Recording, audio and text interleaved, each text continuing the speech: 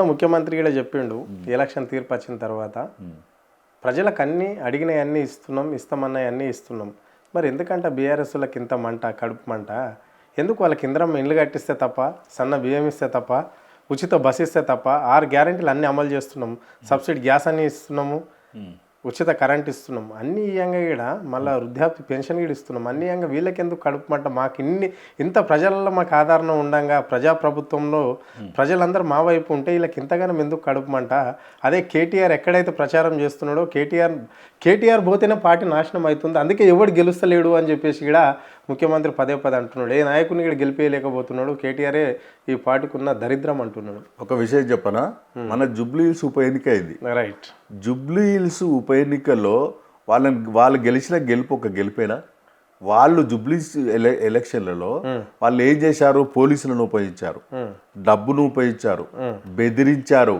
అంటే ఈ ప్రజాస్వామ్యంలో చేయకూడని పనులన్నీ కూడా చేసి అక్కడ గెలిచారు. లేకపోతే ఆ జూబ్లీస్లో మా పార్టీ గెలిచేదే. అంటే డబ్బులు విపరీతమైన ఖర్చు పెట్టి గెలిచారండి. అంటే రేవంత్ రెడ్డి యొక్క ముఖ్య ఉద్దేశం ఏంటంటే రియల్ ఎస్టేట్ ద్వారా సంపాదించుకోవాలి. ఆ వచ్చినటువంటి డబ్బులు ఈ యొక్క లక్షల కోట్లు పెట్టేసి మళ్ళీ డబ్బులు పెట్టి వెదజల్లి మళ్ళీ గెలవాలని చూస్తుండు. అంటే రేవంత్ రెడ్డి గారికి సందర్భం ఒకటే చెప్తాను, అన్ని వేళలో ఎప్పుడు డబ్బులు పనిచేయవు. ప్రజలు విజ్ఞులు, చాలా తెలివి కలవారు. ఎందుకంటే మా నాయకుడు బీఆర్ఎస్ నాయకుడు ఈరోజు తెలంగాణ సాధించిండు. తెలంగాణ సాధించిన తర్వాత తెలంగాణను ఒక బంగారు తెలంగాణ చేయాలనే ఉద్దేశంతో అనేక కార్యక్రమాలు తీసుకున్నారండి. రైట్. మీరు అన్నట్లనే కాంగ్రెస్ పార్టీ బీసీలకు టికెట్ ఇవ్వడం జరిగింది. జూబ్లీస్ ఎన్నికల్లో బీసీని అందాలం ఎక్కించింది, గెలిపించారు కూడా. సో అప్పటి నుంచే ఈ రాష్ట్రంలో బీసీ ఉద్యమం అనేది లేదు అని చెప్పేసి కాంగ్రెస్ నాయకులు స్పష్టంగా మాట్లాడుకుంటున్న మాటలు. అంటే ఇప్పుడు సర్పంచ్ల తొంగే తేలిపోయింది, అంటే ఇక్కడ బీసీ ఉద్యమం లేదు, నీరు గారిపోయింది. ఒకప్పుడు ఉప్పెనలాగా లేచిన ఉద్యమము ఎలక్షన్కు ముందు జూబ్లీస్ తోటి చల్లబడిపోయింది అని చెప్తున్నారు. ఇది వాస్తవమేనా? మరి సాయి ఈశ్వర్చారి ఆయన చనిపోవడం అనేది ఆయన ఆర్థిక పరిస్థితులను, ఆయన స్థితిగతులతోనే చనిపోయాడు తప్ప కానీ ఈ బీసీ ఉద్యమానికి ఎలాంటి సంబంధం లేదని కొంతమంది కాంగ్రెస్ నాయకులు అన్నారు. ఇది అందరికీ తెలిసిన విషయమే, అందరూ విన్నది కూడా ఇది మాట. ఇది ఎంతవరకు సత్యం? ఇది వాస్తవమేనా? బీసీ ఉద్యమం లేదా ఈ రాష్ట్రంలో? బీసీ ఉద్యమం 100% ఉన్నది. ఈరోజు రేవంత్ రెడ్డి గారు అప్పుడు కామారెడ్డిలో జరిగినటువంటి సభలో ఈ యొక్క రాహుల్ గాంధీ సమక్షంలో, అదేవిధంగా కర్ణాటక చెందిన ముఖ్యమంత్రి సిద్ధరామయ్య గారి సమక్షంలో ఓ ప్రకటన చేశారు. వీళ్ళందరూ చేశారు, మమ్ములను గెలిపిస్తే వచ్చేటువంటి ఎన్నికల్లో సర్పంచుల స్థానిక సంస్థల ఎన్నికల్లో బీసీలకు 42% ఇస్తున్నాడు. 42% ఎప్పుడు ఇస్తున్నాడు? 6 నెలల లోపల ఇచ్చేస్తామన్నాడు. 2 సంవత్సరాల తర్వాత బీసీల యొక్క ప్రాసెస్ స్టార్ట్ చేశాడు, గణన చేశాడు. గణన ఎట్లా చేశాడంటే మొత్తం తప్పుల తడక. రైట్. సరే చేశాడు. చేసినటువంటి యొక్క ఆ గణనను అసెంబ్లీలో ప్రవేశపెట్టి ఆడికెళ్ళి గవర్నర్ పంపి రాష్ట్రపతి దగ్గర పంపారు. రాష్ట్రపతి దగ్గరికి పంపిన తర్వాత ఏం చేయాలి? రాష్ట్రంలో ఉన్నటువంటి ప్రధాన ప్రతిపక్ష నాయకులను, బీసీ సంఘాల నాయకులను, సామాజిక ఉద్యమకాలను తీసుకెళ్ళి ప్రధానమంత్రికి ఒత్తిడి చేయాలి. ఎందుకంటే కేంద్రంలో అంటే బీసీ రిజర్వేషన్లు 42% కావాలంటే 9th షెడ్యూల్లో చేర్చాలి, రాజ్యాంగంలోని 9th షెడ్యూల్లో చేర్చాలి. ఈ 9th షెడ్యూల్లో చేర్చాలంటే ఎవరు చేస్తారు? ఇది బీజేపీ ప్రభుత్వము, కేంద్ర ప్రభుత్వం చేస్తుంది. అయితే ఆ విధంగా చేయకుండా ఏం చేశాడు రేవంత్ రెడ్డి తెలివిగా తప్పించుకోవడానికి? ఎందుకంటే నేను తప్పించుకునే నైజం చేయడానికి అక్కడ ఢిల్లీలో ఒక ధర్నా నిర్వహించాడు. ధర్నా నుంచి హంగామా చేసేసి మళ్ళీ హైదరాబాద్కి వచ్చాడు.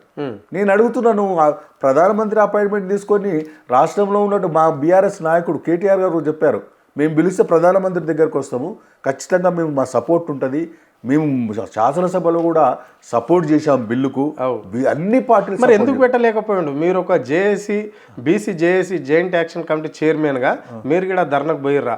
మరి ఎందుకు ఇక్కడ ఇన్ని పార్టీలు వామపక్షాలను ఎందుకు విలువలేకపోయారు? ప్రధాన ప్రతిపక్షమైన బీఆర్ఎస్ పార్టీని ఎందుకు విలువలేకపోయాడు? బీజేపీ పార్టీని ఎందుకు పిలిచి ఒప్పియలేకుండా ఒక్కడే పోయి జంతర్ మంతర్ దగ్గర కాంగ్రెస్ పార్టీకి సంబంధించిన నాయకులు, కార్యకర్తలు పోయి ధర్నా చేయవలసిన అవసరం ఏమొచ్చింది? ఆ ధర్నాలో కూడా ఒక మాట మాట్లాడండి. ఇక్కడ ఈసారి అయ్యేటట్ల లేదు. మా రాహుల్ గాంధీ ప్రధానమంత్రి అయిపోయినాక దేశవ్యాప్తంగా కూడా మేము 42% బీసీలకు ఇస్తాము అని చెప్పిండు. మరి దీన్ని ఎట్లా నమ్మాలి? రాష్ట్ర ప్రజలు ఎట్లా నమ్మాలి? దేశ ప్రజలు ఎట్లా నమ్మాలి ముఖ్యమంత్రి మాటలు?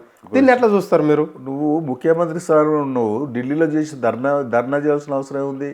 ఒకవేళ ధర్నా చేసినావు, మన ధర్నాకు నీకు చిత్తశుద్ధి ఉంటే ప్రధానమైన అన్ని బీఆర్ఎస్ పార్టీని కానీ బీజేపీ పార్టీని కానీ మిగతా పార్టీలను పిలవాలి కదా. అన్ని బీసీ సంఘాల నాయకులను పిలవాలి.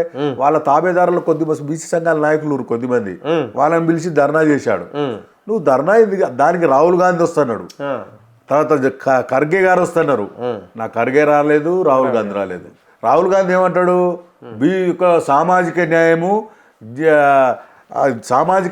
అని ఒక రాజ్యాంగాన్ని పట్టుకొని తిరుగుతున్నాడు భారతదేశం మొత్తం. అరే నువ్వు నిజంగా చిత్తశుద్ధి ఉంటే పార్లమెంట్లో ఒకసారి మాట్లాడాడు. రాహుల్ గారిని అడుగుతా ఉన్నాను. వీళ్ళదంతా పచ్చి మోసం అండి. ఎందుకంటే గతంలో ఉదయపూర్లో ఒక తీర్మానం చేశారు కాంగ్రెస్ పార్టీ యొక్క అధిష్టానం. ప్రతి పార్లమెంట్ నియోజకవర్గంలో బీసీలకు 2 టికెట్లు ఇస్తున్నాడు. రైట్, 2 టికెట్లు ఇచ్చారండి, ఇయ్యలేదు. వచ్చేవరకల్లా ఫెయిల్యూర్. ఇదంతా మోసము, డ్రామా. వాళ్ళు చెప్పేది ఒకటి, వాళ్ళ నాయకుడు కానీ రేవంత్ రెడ్డి గారు అయితే పచ్చి మోసము. ఆ విధంగా ఉంటే ఏం చేయాలి? రేవంత్ రెడ్డి గారు మళ్ళీ వచ్చి ఏం చేశాడు? ప్రధానమంత్రి కలవకుండా బీజేపీ వాళ్ళు ఒప్పుకుంటలేరు, అది చేశారని ఇక్కడ వచ్చి మళ్ళీ 50% పై చిలుకు రిజర్వేషన్ ఇవ్వవద్దని ఒక జీవో తీసుకొచ్చాడు. అక్కడ 9వ జీవో అని స్థానిక సంస్థల్లో మేము ఇస్తామని ఒక జీవో తీసుకొచ్చాడు. ఆ జీవో పనికిరాదని మనం అందరం చెప్తున్నాం. మళ్ళీ ఒక ఆర్డినెన్స్ తీసుకొచ్చాడు, అది పనికి రాలేదు. మళ్ళీ లాస్ట్కి ఏం చేశాడు? మా పార్టీ ద్వారా మేము 42% ఇస్తున్నాడు. ఇవన్నీ ఎవరికండి? భిక్ష వేస్తుర్రా బీసీలకు? ఈరోజు అడుగుతున్నావు నువ్వు మళ్ళీ 2029లో నువ్వే ముఖ్యమంత్రి అంటున్నావు. మిస్టర్ రేవంత్ రెడ్డి ఒకటే చెప్తున్నా, నిన్ను పాతాళంలోకి తొక్కపోతే ఈ రాష్ట్రంలో ఉన్నటువంటి బీసీలు నువ్వు ముఖ్యమంత్రి ఇప్పటికే నిన్ను మోస్తున్నాం. మేము బర్డెన్గా ఫీల్ అవుతున్నాం. నీ యొక్క భాష, నీ వ్యవహారాల శాలి, ప్రతిపక్ష కేసీఆర్ గారిని ఏ విధంగా మాట్లాడుతున్నావు? వ్యక్తిగత దూషణలు అండి కేటీఆర్ గారిని, కేసీఆర్ గారిని, అదేవిధంగా హరీష్ రావు గారిని. వాళ్ళు అడిగింది ఏముంది?